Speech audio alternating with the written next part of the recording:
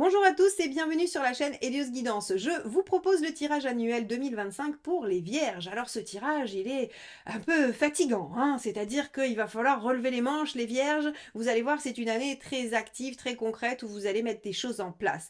Il ne sera pas l'heure de se poser trop de questions, mais plutôt d'agir, agir, agir. Il y aura l'aspect sentimental et familial qui sera mis en avant. Vous allez voir qu'il y a plein d'aspects plutôt positifs. Et on aura aussi l'aspect professionnel. Donc je vais vous laisser découvrir votre tirage de l'année, mais avant, évidemment, vous savez, il faut penser à vous abonner si vous aimez mes guidances, comme ça nous permet de nous retrouver et ça fait grandir la chaîne. Elle en a besoin, donc merci beaucoup à tous ceux qui le font déjà depuis longtemps, qui sont là depuis de nombreuses années, et à tous ceux, petits nouveaux sur la chaîne, qui vont s'abonner. N'oubliez pas non plus de liker, commenter et partager, ça participe à la visibilité de mes vidéos, donc merci infiniment. N'hésitez pas non plus à aller voir sur mon site heliosguidance.com si vous avez envie d'un accompagnement avec moi sur le plan astrologique ou tarologique ou même encore numérologique. Je vous souhaite un beau visionnage.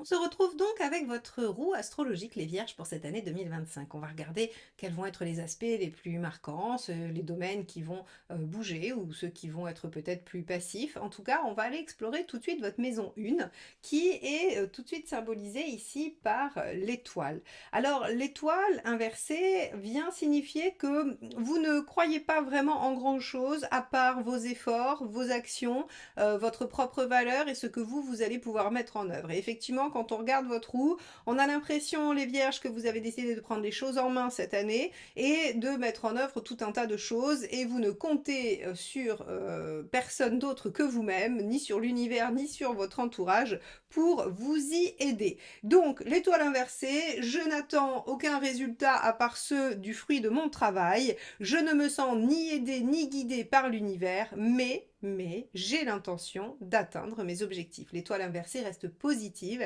elle vous amène à du résultat, mais effectivement, c'est le fruit de vos efforts qui garantira ce résultat.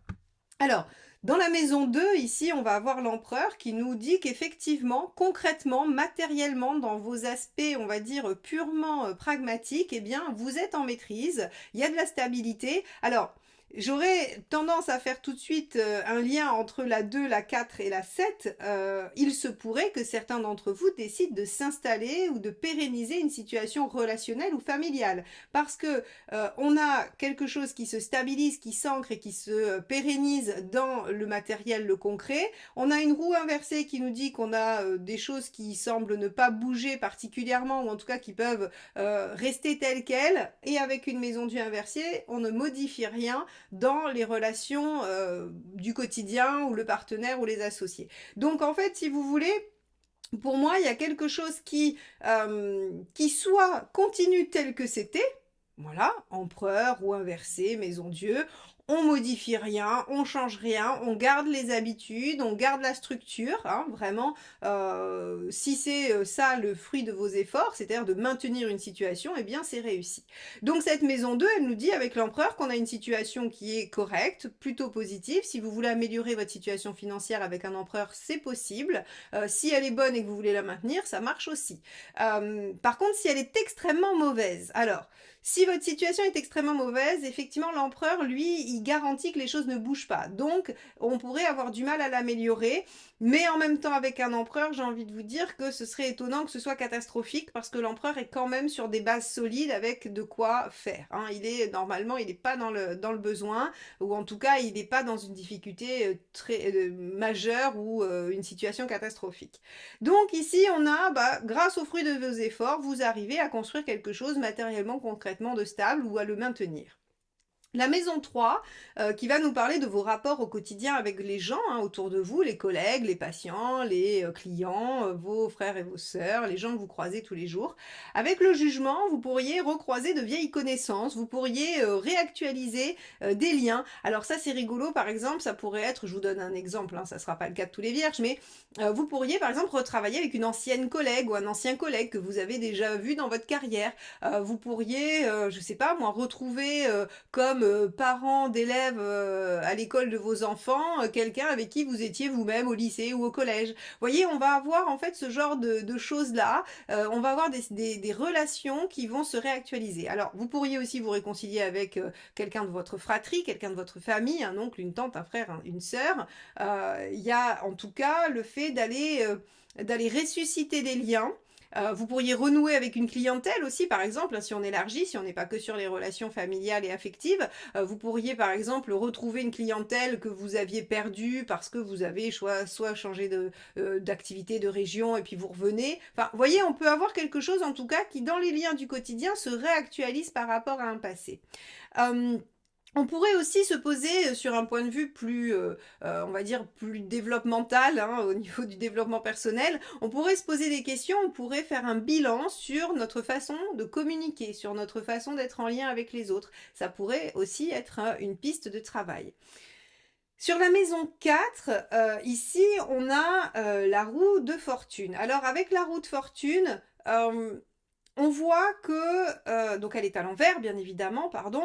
On voit que finalement, les choses n'évoluent pas particulièrement. Il n'y a pas des changements significatifs, il n'y a pas d'opportunité de nouveau cycle. On est plutôt dans quelque chose qui continue et alors qui pourrait être un petit peu laborieux, un peu difficile à mettre en mouvement, mais en tout cas, rien d'exceptionnel, pas de mouvement, pas de changement. Alors si vous demandez par exemple une mutation qui implique un déménagement, un changement de région, il y a peu de chances que vous l'obteniez, ou en tout cas pas là où vous souhaitez. Si vous demandez, si vous voulez déménager, tout simplement, ça peut prendre du temps, hein, voilà, ça peut être compliqué tout ce qui va être en lien avec le mouvement et le foyer. Par contre, c'est assez favorable au maintien, comme je vous disais, hein, d'une situation ou au fait de fixer quelque chose, d'arrêter d'errer, hein. Si vous êtes en train d'essayer de vous installer avec quelqu'un, si vous êtes en train de créer un foyer, eh bien c'est favorable, hein, puisque ça nous ramène à quelque chose qui arrête d'aller dans tous les sens et qui ne se modifie pas. Donc, on a cet aspect-là sur, on va dire, le côté pratique. La maison 4, c'est aussi votre intériorité, c'est aussi votre travail sur vous-même, c'est-à-dire votre structure. Et avec une roue inversée, on a l'impression que vous êtes dans une dynamique pratico-pratique, de matérialisation de votre vie, de mise en forme de choses, et que finalement, le travail intérieur, il est un peu mis en pause en 2025. Alors si ça se trouve, vous avez fait beaucoup de travail sur vous en 2024, et vous avez l'intention de laisser un peu tout ça se poser en 2025, ce qui peut être tout à fait légitime et judicieux. En tout cas, on voit que c'est pas un moment hyper propice à l'introspection, à travailler sur soi. Alors si ce n'est d'accepter que les choses n'évoluent pas comme on le voudrait, ou en tout cas pas la vitesse, pardon, dont on le voudrait. On pourrait avoir une petite obligation voilà, d'accepter que les choses prennent du temps. Mais bon, entre nous, c'est pas ce qui ressort de façon majeure dans votre thème, en tout cas dans votre roue astrologique. Donc, j'ai tendance à dire que ça pourrait concerner une petite poignée de vierges, mais ça va pas être la totalité, ça va pas être la majorité d'entre vous. On a ici dans la maison 5 le soleil. Alors là, le soleil en maison 5, c'est une bonne nouvelle. La maison 5 va régir les enfants, les passions et les amours. Alors avec le soleil, évidemment, là on est servi. Quelle autre meilleure carte que celle-ci pour cette maison? Concernant les enfants, on devrait avoir de la visibilité, une bonne entente, des réussites, hein. Si vos enfants passent des examens en 2025, soyez confiants, ils vont les obtenir, vous allez être fiers d'eux, ils vont rayonner, ils vont briller, vos enfants vont être à l'honneur dans votre vie, vous allez pouvoir aussi savourer une entente presque délicieuse, parfaite. Alors si vous étiez en conflit avec votre ado ou si vous étiez en conflit avec votre enfant, eh bien ce sera l'opportunité de régler ça et de retrouver une complicité, une entente assez positive. Concernant les amours, si vous cherchez à rencontrer quelqu'un, les vierges, eh bien cette année tout est possible. Et en plus, vous avez une configuration qui vous invite à stabiliser, à ancrer, à vous engager, à pérenniser. Donc c'est une rencontre prometteuse qui pourrait vous permettre de construire, parce qu'on a la maison Dieu inversée en 7, c'est-à-dire la construction, le fait d'être dans une situation, on va dire, alors je vais dire normalisée, il n'y a pas de situation normale, mais en tout cas quelque chose qui n'est pas alambiqué, qui n'est pas compliqué, qui n'est pas difficile. Maison Dieu inversée, on évite les catastrophes, on évite les problèmes, et les choses se construisent. Donc, sur le plan des amours, si on la met en lien avec la maison 7 et avec la maison 2, il pourrait y avoir de la construction de couple. Il pourrait y avoir, alors si vous êtes déjà en couple, ça peut être des nouveaux projets, des choses qui vous engagent encore plus l'un envers l'autre, et si vous étiez en difficulté, les choses devraient s'arranger grandement entre vous. Sur le plan des passions, ce soleil, il nous dit que vous allez vous faire plaisir, vous allez peut-être démarrer une activité qui vous enchante, qui vous donne le sourire, qui vous permet d'être léger ou légère. On a vraiment avec le soleil, en fait, si vous voulez, cette dynamique de retrouver, de reconnecter l'enfant intérieur et d'être dans cette notion du profit de l'instant présent. Donc là, Carpe Diem, avec une maison 5 comme celle-ci, vous devriez quand même passer une année assez sympathique du point de vue de votre sentiment de bien-être et de réalisation. Hein. Même si par ailleurs vous laissez un peu tomber le travail personnel, l'introspection, c'est pour mieux en profiter finalement. Hein. C'est pour mieux jouir de tout ce que vous avez probablement mis en place auparavant.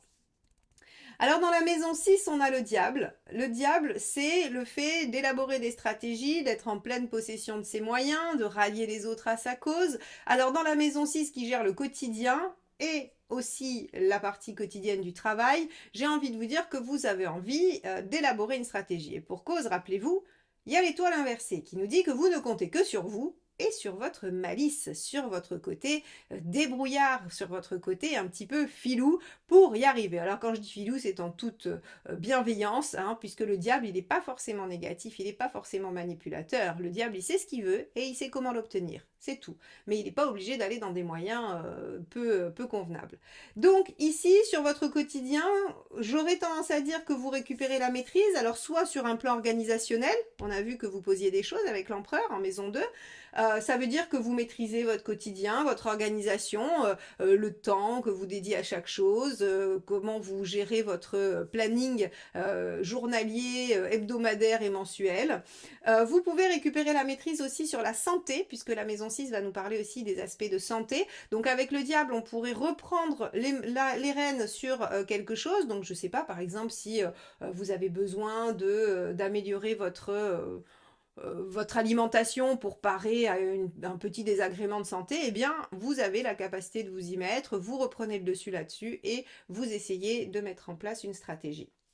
Donc, vous êtes plutôt en maîtrise des choses. Hein. De toute façon, on a vu jusqu'ici, les vierges, que vous étiez dans une dynamique de récupérer la main sur votre vie, sur votre situation, vous comptez que sur vous-même, vous stabilisez, vous ancrez. On est vraiment, voilà, vous sortez un peu du monde introspectif pour être dans la matière et mettre les choses en place dans la matière. Donc, jusqu'ici, tout va bien. La maison 7 ici, hein, donc avec la maison Dieu inversée, vient nous dire que tout ce qui va être des partenariats, des liens, du mariage ou de juste votre compagne ou compagnon, eh bien les choses sont en train de s'établir avec de la construction, de l'élaboration. Si vous étiez en difficulté, on évite les catastrophes, hein, on échappe à la catastrophe, on arrive à stabiliser la situation. Si on veut construire, eh bien oui, il y a des projets, on pourrait se centrer sur le fait alors d'avoir un foyer en commun, hein, c'est tout à fait possible avec ce magnifique soleil en 5. Et si on est sur du partenariat professionnel, on pourrait poser les bases de quelque chose qui va grandir, qui va devenir bien plus grand que ce qu'il n'est aujourd'hui. Donc cette maison 7, ce qu'elle nous indique, c'est que si vous étiez dans une situation difficile avec un partenaire, ça va s'améliorer. Si vous étiez célibataire, vous allez faire une rencontre très prometteuse qui pourrait vous permettre de vous engager. Et si vous étiez avec quelqu'un, eh bien les choses vont perdurer si ça se passait bien. Et si vous aviez envie d'un renouveau ou de quelque chose de constructif, eh bien, ou d'un nouveau projet, eh bien c'est possible. Vous allez vous engager encore davantage et aller plus loin dans votre relation. Donc on a vraiment les vierges, des étapes qui vont se faire de façon très concrète, qui vont suivre un schéma où vous avez un plan, vous le suivez et ça marche. Ok. La maison 8, ici avec le chariot inversé, ce sont vos challenges, vos défis. Alors là, très clairement, ça va être le résumé de ce que je viens de vous dire. Effectivement, la maison 8, pardon, avec le chariot inversé, le 7 inversé, c'est on vous demande de prendre les problèmes un à un et de les résoudre et de les régler. Voilà, c'est ça votre challenge de l'année. Et vous y êtes tout à fait. Vous êtes dans cette énergie-là, très pragmatique, de maîtrise sur les choses. Ça, les vierges savent très bien le faire, hein. Vous êtes très opérationnel, vous aimez bien que les choses soient là où vous avez décidé qu'elles soient, et c'est ce que vous faites cette année. Vous ne vous laissez pas dépasser, vous ne vous laissez pas déborder, c'est vous qui décidez, c'est vous qui mettez en place, et vous y arrivez.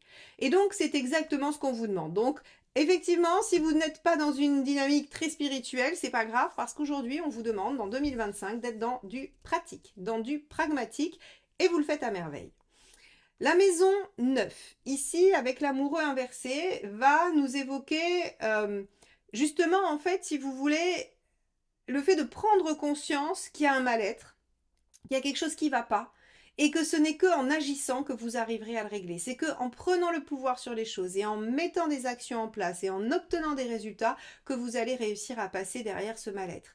Donc ici, en fait, on ne vous demande pas d'aller vous investir dans une recherche spirituelle, hein. La maison neuve, ça pourrait être se mettre dans un groupe de philosophie ou de spiritualité et puis essayer de chercher et de faire des introspections à n'en plus finir. Et bien là, en fait, avec l'amoureux inversé, on vous dit c'est pas le moment de vous engager là-dedans. C'est pas le moment de vous positionner sur ça, en fait. C'est vraiment un moment d'action, de prise de pouvoir sur les choses, sur la matière pour vous en 2025. Et donc, bon, si vous avez une pratique spirituelle, très bien, continuez là, c'est pas le problème. Mais on vous demande pas de vous y engager davantage. On vous demande pas de pousser cet aspect-là. On vous dit il faut bien rester incarné, il faut bien rester sur le concret cette année. Donc, on n'a rien de significatif sur cette maison. En tout cas, on ne vous demande pas de l'investir plus que ça. Et en revanche, on va à nouveau vous demander, hein, dans la maison 10, ici l'impératrice, de vous investir sur le plan professionnel. Encore une fois, hein, c'est prendre le pouvoir. La maison 10 est souvent liée à la 6, puisque qu'est-ce qu'on fait quotidiennement? On travaille. Et donc, le diable et l'impératrice sur l'aspect professionnel vous disent que si vous voulez progresser, que si vous voulez garder la main, il va falloir élaborer une petite stratégie. Il va falloir mettre en place un plan et il va falloir aussi convaincre les autres par le biais de la parole, l'impératrice. Donc si vous voulez qu'il y ait des améliorations, alors il y aura des améliorations, pardon, dans votre vie professionnelle, mais si vous voulez les optimiser, il va falloir être malin, il va falloir être un peu filou, comme je disais, et il va falloir surtout communiquer habilement. Donc, si vous voulez une augmentation, une promotion, si vous voulez trouver un emploi, tout ça va se faire par une façon particulière de communiquer, de parler. Donc un entretien original où vous êtes plutôt avec le diable en position un peu de force et d'attaque, hein, où vous allez un petit peu bousculer l'autre. Si c'est un entretien avec vos chefs ou si c'est de la nécessité de parler avec vos clients ou ce genre de choses pour obtenir plus de travail, eh bien il faudra que vous trouviez des stratégies. Mais ça marche et vous avez une belle concrétisation professionnelle qui se profile sur 2025 pour vous les vierges. Donc ça c'est très très chouette, bravo. On a ici avec la maison 11, tempérance, qui nous dit que vous allez devoir faire avec des groupes extérieurs, que vous allez devoir probablement dialoguer, trouver des compromis, faire des choses avec des engagements extérieurs. Qu'est-ce que ça signifie les engagements extérieurs? Eh bien, c'est tout ce que vous pouvez faire en dehors de votre activité professionnelle et en dehors de chez vous, tout ce qui va vous porter à être en lien avec des gens de l'extérieur.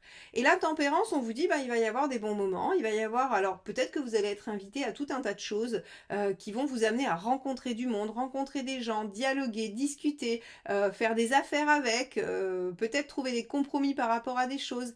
En tout cas, on a une vie sociale qui va être assez positive et assez riche pour vous sur cette année 2025 et ça, c'est assez agréable parce que comme on va en maison 3, remanier probablement certains liens, eh bien, ça sera intéressant d'en avoir de nouveaux. La maison 12 avec la papesse inversée, ici, nous dit encore une fois que cette année, on ne vous demande pas d'être dans l'intuition, le ressenti, l'intériorisation, on vous demande d'être dans le passage à l'acte. On vous demande d'être dans la concrétisation, dans la matérialisation des choses et non dans le ressenti, dans la passivité, dans la réflexion. La seule et unique réflexion qu'on vous autorise, c'est celle du diable, c'est pour définir une stratégie et c'est tout.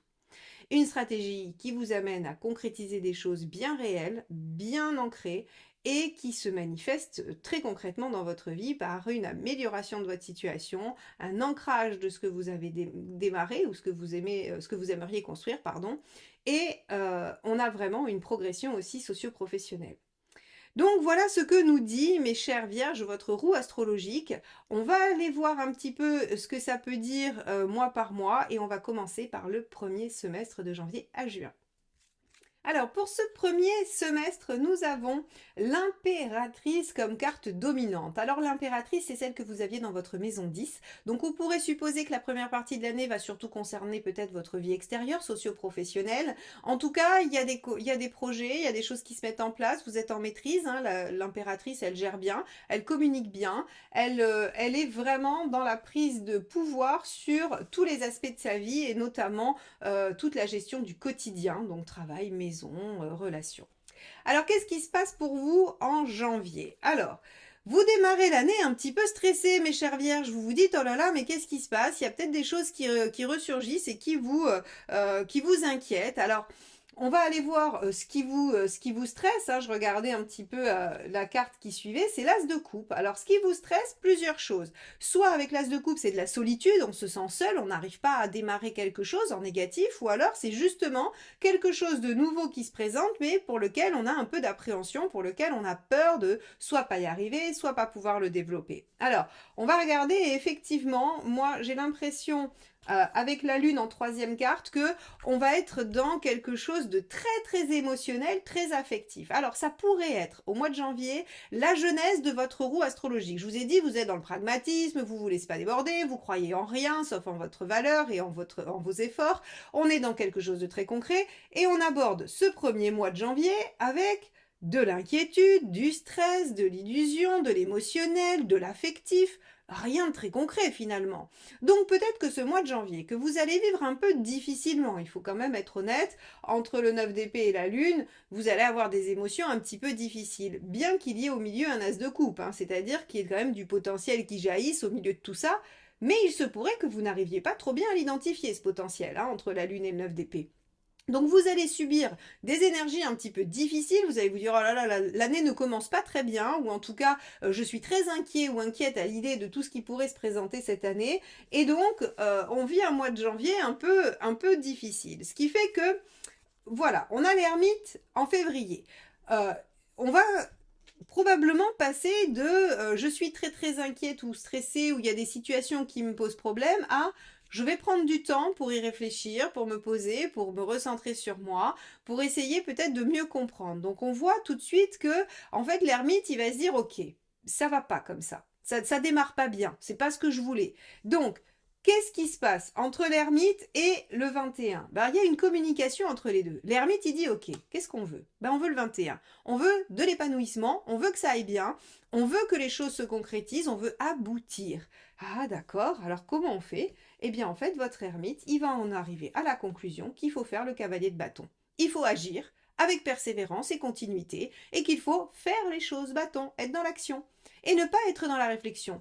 En fait, si vous voulez, en janvier et février, vous allez prendre conscience que votre mental vous joue des tours, qu'il n'est pas du tout efficient, qu'il ne vous permet pas de concrétiser des choses, il ne fait que vous empêcher de passer à l'action. Il ne fait que vous entraver, que vous faire penser que ce n'est pas possible ou que vous n'y arriverez pas, alors qu'en fait, cet ermite qui prend 5 minutes pour se poser en février, il vous dit attends, si on veut atteindre un aboutissement, si on veut un résultat, on ne va pas attendre que les choses elles nous tombent dessus, on va s'y mettre, cavalier de bâton, on va agir et on va réaliser soi-même les choses. Donc ça, c'est extrêmement positif puisqu'on voit comment votre roue astrologique prend une tournure sur ce début d'année où en fait on a un démarrage où on se dit mais ça va pas du tout, c'est pas ce que je voulais, je suis très dans l'émotion, je me laisse envahir, je maîtrise rien, hein, parce que 9 d'épée et lune, vous maîtrisez rien, vous n'êtes pas du tout en impératrice. Et hop, tout de suite, sur le deuxième mois, on se ressaisit, on se reprend. Qu'est-ce qui se passe en mars? L'étoile. Alors l'étoile, déjà, l'univers vous envoie quand même le message que vous êtes sur la bonne voie, hein, que vous avez pris la bonne direction. C'est-à-dire que vous devriez avoir des synchronicités qui vous aident à comprendre que effectivement c'est dans ce sens-là qu'il faut aller. Même si je reste quand même un peu convaincue que vous ne les écouterez pas vraiment parce que, avec votre étoile inversée en maison 1, vous avez l'impression d'avoir été abandonné par l'univers et qu'il va falloir que vous vous releviez un petit peu les manches. Et c'est le cas, probablement que l'univers veut que vous fassiez ça. Mais il y a des signes, il vous encourage quand même. Alors on a la lune ici en deuxième avec l'étoile, donc c'est deux arcades majeures et je regarde la dernière qui est le mât, hein, vous allez voir, je vais vous la montrer en suivant, mais c'est le mât. Donc ça veut dire trois arcades majeures sur le mois de mars. Lune, étoile, lune et mât. L'univers vous envoie des signes et vous, en fait, si vous voulez, ça va se transformer sous forme de créativité. De créativité et d'imagination avec la Lune. Alors bien sûr, vous pourriez douter, vous pourriez un peu hésiter, la Lune elle est un peu changeante, elle peut venir un petit peu dans différents sens. Mais globalement, avec ce mât en dernier, si vous voulez, j'ai plutôt envie de vous dire que les synchronicités, donc vous pourriez avoir des rêves qui vous permettent de trouver des solutions. Vous pourriez tomber sur une émission, un livre, un texte, peu importe, qui vous donne une solution et qui en fait active votre créativité et votre inconscient et qui vous permet de vous lancer vers quelque chose peut-être d'innovant, de nouveau. Alors, qu'est-ce que vous allez faire? Ça sera différent pour chacun de vous. Certains se lanceront dans quelque chose de professionnel, d'autres dans des activités extérieures, d'autres dans une aventure pragmatique, matérielle d'organisation, d'autres auront envie de démarrer une nouvelle histoire. C'est possible, tout ça c'est possible. En tout cas, sur le mois de mars, vous ouvrez le champ des possibles et vous êtes créatif par rapport à votre objectif de vie. C'est-à-dire que vous vous reconnectez à votre objectif de vie qui est de reprendre le pouvoir sur votre vie et de concrétiser vos souhaits. Alors, effectivement, sur le mois d'avril, avec cette reine de bâton, on voit que vous êtes tout à fait armé pour maîtriser les choses. Donc là, la reine de bâton, elle sait ce qu'elle veut et elle sait comment elle va s'y prendre, hein. Donc elle est juste, encore une fois, dans l'action. Vous voyez, on revient encore sur des choses. On a un cavalier de bâton, encore, c'est le deuxième, hein, on l'avait là. Vous savez que c'est la solution, l'action et encore l'action et la continuité dans vos actions, puisque c'est ça sa caractéristique principale. Donc sur le mois d'avril, vous prenez les choses en main, vous savez où vous voulez aller, hein. On a eu un moment, j'allais dire, sur le mois de mars, il y a un moment où en fait on vous ouvre les yeux, où vous ouvrez les yeux sur quelque chose, hein. Vous savez que vous voulez de l'épanouissement et qu'il va falloir agir de façon continue, mais vous savez peut-être pas encore dans quelle direction, et sur le mois de mars, vous commencez à trouver la direction avec le mât, et vous vous mettez en œuvre. Et regardez, on a le 2 de coupe à la fin.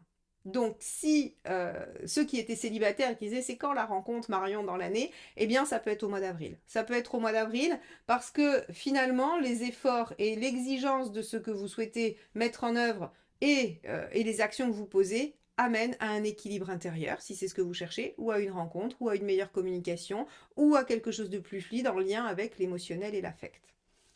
Très bien.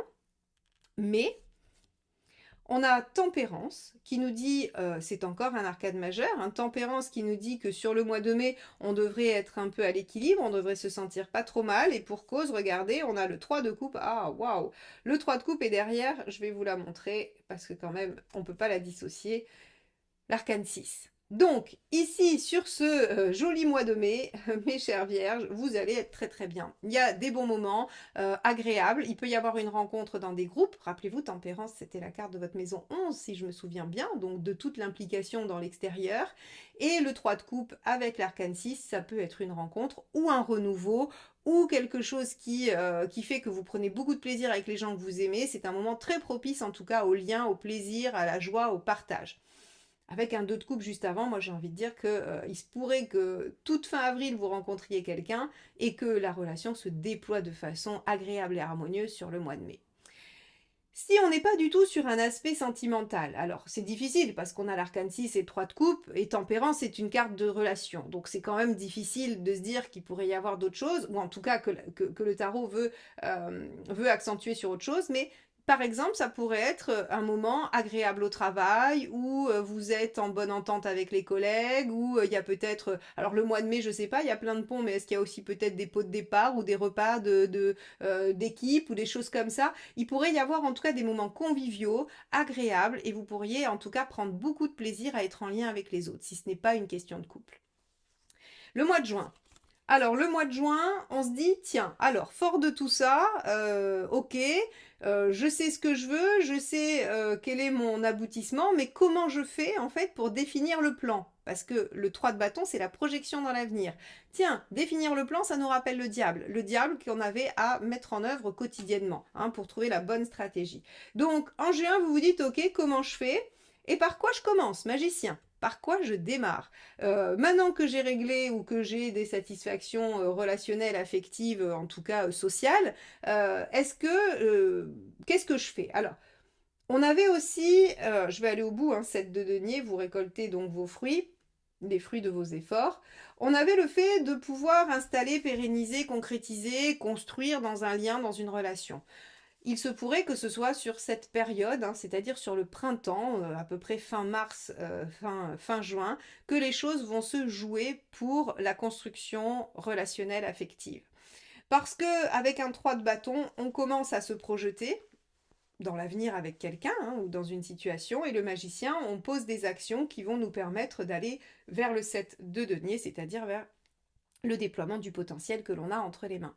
Donc on a une première partie d'année où finalement vous récupérez la maîtrise des choses. Alors vous commencez peut-être que vous subissez encore les énergies 2024 sur le tout début janvier où vous vous dites oh là là ça va pas du tout, c'est pas du tout ce que je veux. Hop, on se ressaisit, on se dit bon, si on veut obtenir quelque chose, il va falloir se relever les manches, il va falloir s'y mettre.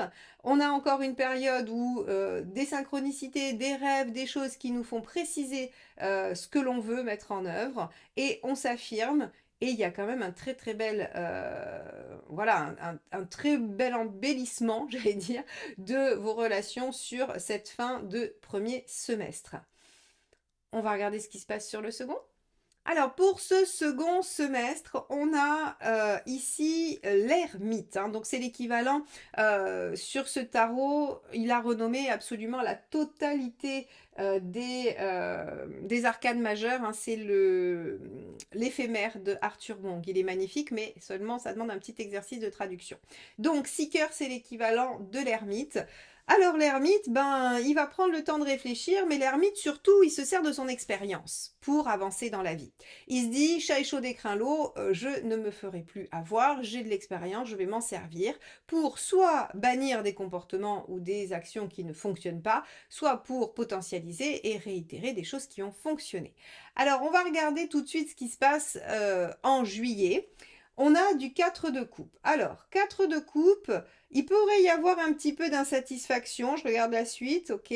Il pourrait y avoir un petit peu d'insatisfaction parce que ben, vous avez démarré haut et fort, j'ai l'impression. Hein. Sur ce printemps, il y a eu de l'intensité, il y a eu des choses qui se sont mises en mouvement, qui ont été, oui, intenses. 3 de coupe, c'est intense. Et donc, on pourrait imaginer qu'il y a une petite baisse sur ce mois de juillet où les choses sont peut-être commencent un peu à se poser, à s'ancrer. Et on a notamment avec un 4 de coupe le fait de s'engager, hein, bien plus peut-être que de s'ennuyer. Alors, ensuite, on a un valet de pentacle. Donc, on est dans quelque chose qui a du potentiel, une situation prometteuse, avec des bases solides, avec de quoi faire probablement quelque chose de durable. Donc, vous voyez ici, le 4 de coupe, il est soit sur un aspect d'insatisfaction où on se dit, oh, bah, après l'intensité, un peu la pause, ou alors il est justement, sur cette intensité, construisant des bases solides et développant le potentiel. Développons le potentiel en imaginant ce qu'on veut créer dans sa vie. 3 de bâton, à chaque fois, je le dis souvent, mais parce que c'est très significatif, cette carte, elle vous dit, bah, vous regardez votre vie et vous vous dites, mais je voudrais être où dans 6 mois, dans un an, dans 20 ans. C'est quoi mon objectif de vie? Donc, quelles vont être les actions d'aujourd'hui qui vont me permettre d'aller dans cette direction-là? Elle est importante, cette carte, parce que finalement, le 3 intervient avant le 4, c'est-à-dire que si on n'a pas la projection de ce qu'on veut, les bases qu'on va poser en 4, elles seront pas justes, elles vont pas aller dans le bon sens, elles vont partir de biais.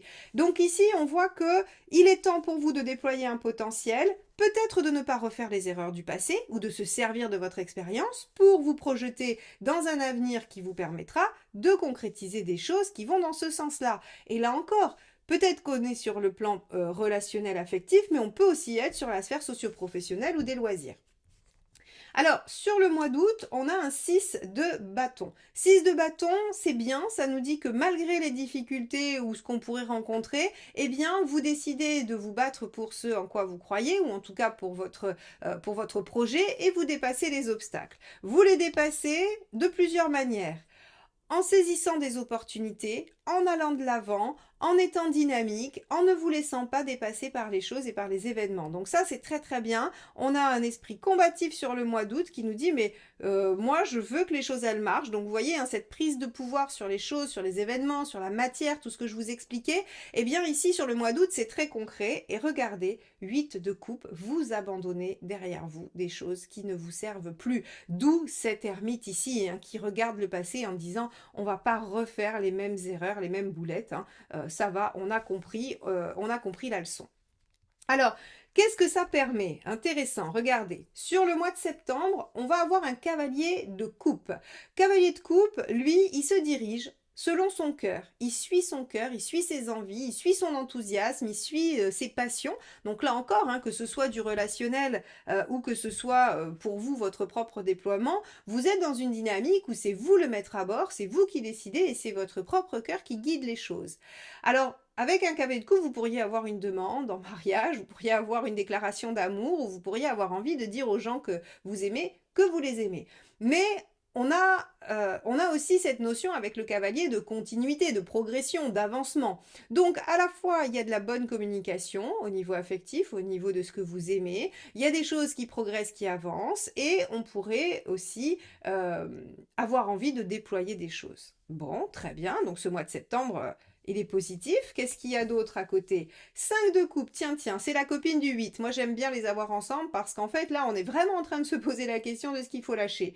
5 de coupe. Vais-je avoir le courage de laisser ce que j'ai et qui ne me convient plus à la faveur de quelque chose que je suppose mieux, mais dont je ne sais encore rien puisque je ne l'ai pas? Donc c'est vraiment, c'est l'inverse de un tien vaut mieux que deux tu l'auras. Vous savez cette expression où on dit bah il vaut mieux hein, ce qu'on a et puis voilà on sait ce qu'on perd, on sait pas ce qu'on gagne. Voilà c'est un peu, et ben c'est l'inverse. Le 5 de coupe il vous dit mais est-ce que vous allez avoir le courage de lâcher ce que vous avez pour aller chercher autre chose qui vous conviendrait peut-être mieux, en tout cas que vous voulez mieux, mais vous n'êtes absolument pas garanti de l'obtenir. Et bien là, fort du cavalier de coupe, je pense que vous êtes en train de vous demander ça. C'est-à-dire que la possibilité d'avancer et de continuer dans quelque chose qui vous tient à cœur vous oblige à lâcher des choses. D'où l'ermite qui regarde son passé et qui se dit, bon, d'après mon expérience, quel est le plus judicieux? Et regardez, qu'est-ce que ça vous implique? Qu'est-ce que ça vous donne à faire? Eh bien, un choix de vie. 2 de bâton, c'est le choix de vie qui implique plusieurs domaines, hein. Donc ici, on a vraiment, entre le 8 de coupe et le 5 de coupe, on a vraiment quelque chose probablement à lâcher, quelque chose qui va vous amener à faire des choix importants. Alors, on va aller voir octobre.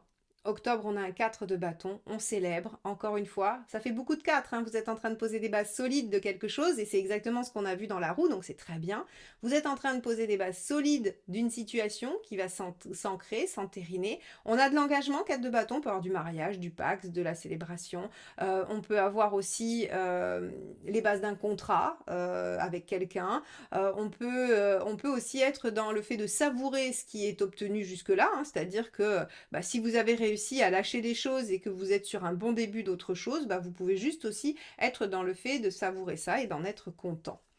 Regardez, roi de pentacle, et oui, on est dans la construction, on est fier de soi, on sait qu'on a les ressources, on sait qu'on a les capacités. Ça, de toute façon, c'est notre étoile inversée. Vous savez que vous ne pouvez compter que sur vous-même, mes chères vierges. Donc, vous avez les capacités de construire, de déployer votre potentiel et vous êtes assez fiers de vous. Dernière carte, 9 d'épée.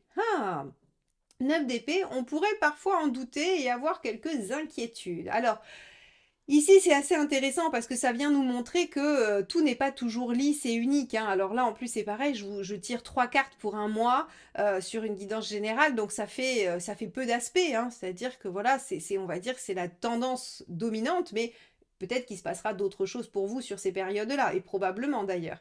Là, en fait, ce qu'on voit, c'est qu'entre ce roi de pentacle et ce 9 d'épée, ce qui va se passer, c'est que vous allez osciller entre des périodes de confiance en vous, du fait d'être convaincu que vous êtes capable de poser des bases solides et de continuer à ériger ce que vous avez démarré, et des moments où en fait le 9 d'épée, d'autres viendront vous faire douter, d'autres viendront vous faire vaciller, parce que la signification du 9 d'épée, c'est vraiment les angoisses que les autres vous collent. Je prends souvent cet exemple. Vous avez une super idée de projet et vous déboulez chez votre meilleur ami en lui disant tu sais pas, j'ai une idée géniale, je vais faire ça, ça et ça. Et là, votre ami, au lieu de vous dire ah super, bah écoute, tu me diras quand tu te seras lancé, vous dit t'es sûr, mais moi je ferai pas ça, c'est une bêtise, ça va jamais marcher, t'y arriveras pas, et t'as pensé à ci et à ça. Et vous repartez en fait en vous disant ah ben mince, en fait, je vais pas me lancer parce qu'il y a trop de chances que je rate. Eh bien, ça, c'est du 9 d'épée. C'est-à-dire que les angoisses et les craintes que vous n'aviez pas vous ont été scotchées dessus par quelqu'un d'autre. Donc ici, vous êtes dans votre dynamique de construction, vous savez que vous êtes dans quelque chose de porteur, vous avez lâché des choses, vous êtes sûr de vous, et patatras, vous discutez avec quelqu'un qui vient vous dire mais t'es sûr qu'il fallait que tu laisses là ton 5 et ton 8 de coupe, t'es sûr? Quelqu'un qui aura peut-être une problématique avec la sécurité, le fait d'avoir du mal avec le deuil ou de laisser des choses derrière, bah viendra en fait vous projeter sa propre angoisse et vous faire douter de votre décision ou en tout cas de ce que vous avez mis en œuvre. Alors j'aurais tendance à dire quand il y a du 9 d'épée qu'il ne faut pas écouter ces peurs-là, elles ne vous appartiennent pas, il faut les rendre à César absolument. Sinon, elles vont vous faire des insomnies, elles vont venir vous faire cogiter, alors qu'en fait, vous savez très bien ce que vous voulez. Alors, on va regarder la suite, on va regarder le mois de novembre. On a un page de bâton. Alors avec le page de bâton, effectivement, on a une énergie décuplée. Vous savez ce que vous voulez. Encore une fois, hein, le bâton, c'est la volonté, c'est l'enthousiasme, c'est l'énergie créatrice, c'est vraiment ce qui vous pousse à agir vers l'extérieur. Alors avec un page, on a une grosse dose d'énergie, mais parfois on a du mal à la canaliser, hein. Donc il se pourrait qu'on soit un peu dispersé, mais on va voir la suite, ça va nous permettre de mieux comprendre. Ok, donc effectivement, on a une grosse énergie, mais pas de dispersion pour vous les vierges, vous êtes très organisés, très pragmatiques. L'ermite va venir prendre le temps de collecter finalement tout ce que génère le page pour en créer un projet, l'impératrice. Vous voyez? Donc, si par exemple, euh, alors, j'ai coupé parce que j'ai pensé à quelque chose d'autre. Si par exemple vous aviez, je vais vous dire ce à quoi j'ai pensé parce que sinon ça me laissera pas tranquille. Je vous ai dit dans la roue astrologique qu'il y avait une impératrice dans la sphère professionnelle et que si vous vouliez une augmentation, si vous vouliez une progression, tout ça, c'était favorable. Eh bien là, page de bâton, ça pourrait être une communication tardive par rapport à un projet et à une demande. C'est-à-dire que vous pourriez avoir fait une demande avant, dans l'année, et obtenir une réponse sur le mois de novembre. D'accord? Donc ça, voilà, ça c'est un événement tout à fait possible. Vous pourriez avoir une information qui a tardé à venir sur quelque chose que vous avez demandé, une communication, et qui vous permet d'être en maîtrise et d'être en progression et d'avoir une belle posture. D'accord? Pareil sur le plan relationnel, une communication qui a tardé à venir d'un lien qui avait disparu, hein, peut-être retour du passé, et avec l'impératrice qui permet finalement de dialoguer et de reconstruire des choses. Donc, sur un plan, ça c'est, voilà, parce que c'est venu me parasiter, donc il fallait que ça sorte, sinon j'allais pas réussir à vous finir mes autres phrases.